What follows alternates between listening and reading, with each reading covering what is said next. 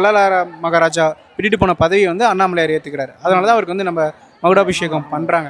இது வந்து நம்ம கோயில் அண்ணாமலையார் கோயிலில் ஒவ்வொருத்தவங்களுக்கும் ஒரு முறை இருக்குது. இது வந்து பார்த்திங்கன்னா வன்னியகுல அவங்களுக்கு அந்த முறை இருக்குது.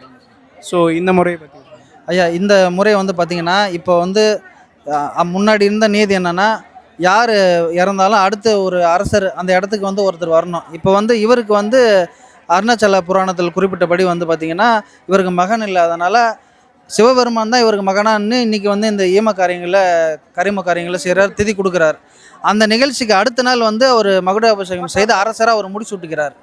என்னென்னா சிவபெருமானுக்கு வந்து வள்ளலா மகாராஜா வந்து மகனாக பிறக்கிறதுனால இந்த ஈம காரியங்களை அவர் செய்துட்டு அப்பா இறந்ததன் காரணமாக அடுத்த நாள் அவர் முடிசூட்டுகிறார். அது வன்னி உள்ள சத்திரிய ஜனங்க தான் அந்த மகுடாபிஷேகத்துக்கு போயிட்டு சென்று அந்த மகுடாபிஷேக விழாவை நடத்துகிறாங்க.